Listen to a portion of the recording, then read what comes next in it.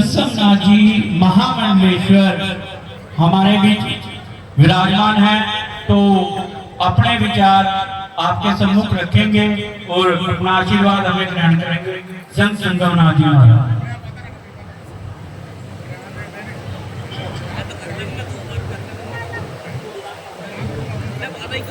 ध्यान मूलम गुरु मूर्ति, ध्यान मूलम गुरु मूर्ति, पूजा मूलम गुरु पादुका, मंत्र मूलम गुरु वाक्यम, मोक्ष मूलम गुरु कृपा। आज बड़ा ही हर्ष का समय, अवसर और विषय है,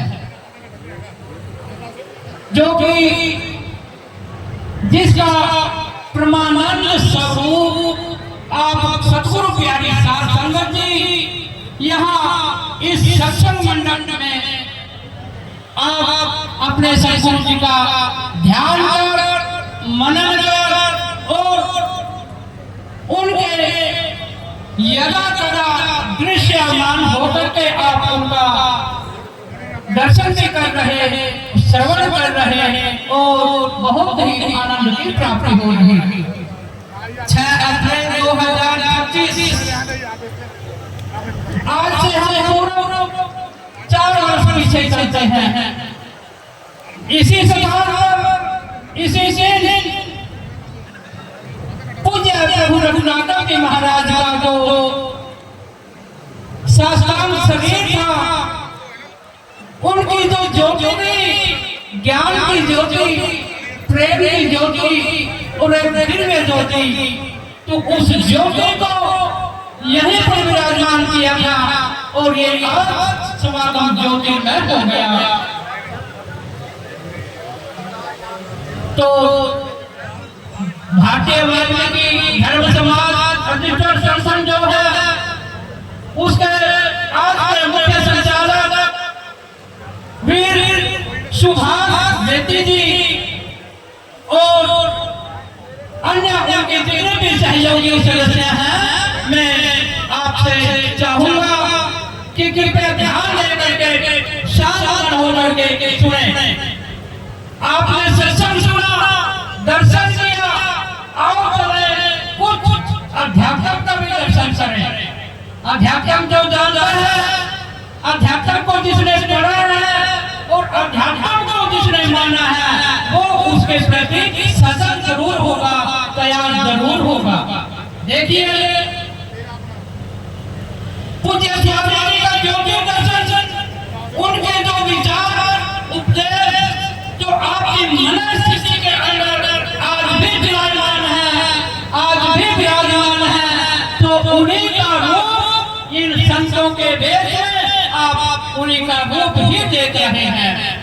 गुरु कभी दूर नहीं हुई है, गुरु की वाणी हमेशा अमर रही है, वाणी ही अमर है, वाणी ही अजर है, वाणी ही अविनाशी है। सिख धर्म के बीच जो वाणी का प्रकाश है, वही गुरु की वाणी आज भी और जो प्रातः काल में जो गुरु ने दर्शाई थी, आज वर्तमान भी शिष्य लोग उनका अनुसरण करते हैं और उस पर नमन करते हैं। तो हमारे संतों ने बहुत पहले कहा है कि शब्द साचा, शब्द साचा, पिंड काचा, शब्द साचा, पिंड काचा, सुरो मंत्र ईश्वर वाचा, कि ये जो काया है, ये जो शरीर है, ये आने जाने है, ये कच्चे घड़े के समान है। और जो मंत्र हमारे गुरु जी ने और हमारे गुरुओं ने जो निरंतर जो दिया था, उस ज्योति का, उस ज्ञान का आज भी संत आगे आपको परोस रहे हैं, दे रहे हैं, जिनके रूप में प्रभु रघुनाथ जी महाराज ने अपने गुरु का ही ज्ञान, गुरु की ही ज्योति से ज्ञानवान होकर के जो दर्शाया था। तो ये वाणी कहाँ से सुनी? मैं अपने मर्यादा में 24 गुरुओं का नाम लिस्ट मेरे पास है, 24 बनानी है। तो अर्थात यानी कि जो गुरुओं ने बहुत परंपरा से जो दिया था उसी के अनुरूप ही आज हम यहाँ पर इस गुरु सभागार में और गुरु के सभा में विराजमान है। अपनी मनस्थिति, अंतर्दृष्टि और कर्म योग के साथ में जो 4 योगों को बताती है। देखिए, कृति, वृत्ति, दृष्टि और वृत्ति। अर्थात जैसे हमारी वृत्ति हुई है उसी अनुसार हमारी दृष्टि हुई है, और जब दृष्टि वैसी होगी तो हमारी कृति अर्थात हमारा कर्म भी उसी अनुरूप होना चाहिए। और जब कर्म अनुरूप होगा अर्थात जो कर्म आज हम एकता में आ जाते, इस समागम में आ जाते, सामाजिक सरोकार की दृष्टि से हम धार्मिक रूप से या धर्म को जोड़ रहे हैं, धर्म को स्थापन कर रहे हैं। ये हमारी धर्म की स्थापना है। आदि वाल्मीकि धर्म हमारा धर्म है। भगवान वाल्मीकि जी ने कहा है एक ही साथ है, सब साथ है, सब साथ है, तो एक ही साथ है। अर्थात हम अपनी एकता को अपने बाल बच्चों से लेकर के हम अपने स्वयं को और हमारे पूर्वजों को एक परिधि में जोड़ करके एक परिवार की संस्था में ला करके उस सामाजिक सरोकार का रूप यहाँ समागम बन जाता है, हमारी एकता बन जाती है। और यही एकता हमारे धर्म को मजबूत करती है। धर्म जोड़ता है और कर्म मोड़ता है। ये पंक्ति मैंने जोड़ी है इसे याद। धर्म जोड़ता है और कर्म मोड़ता है। कर्म हमारा साक्षात स्वरूप में हमारे फल को दृश्यमान करता है। कर्म हमारा साक्षात रूप में हमारी फल को और हमारी सद्गति को और हमारी चेतना को दृश्यमान करके हमारे सामने प्रस्तुत कर देता है। ये अध्यात्म है, ये अध्यात्म है। और देखिए, महापुरुषों ने ये कहा है बहुत पहले, भगवान वाल्मीकि जी ने सर्वप्रथम श्री योग वशिष्ठ महारामायण में उन्होंने एक मंगलाचरण की 2 पंक्तियों में प्रस्तुति दी है। मंगलाचरण में ये कहा है, ये सर्वाणि भूतानि प्रत्यभान्ति स्थितानि च यद्येवोपशमन्यान्ति तस्मै सत्यात्मने नमः।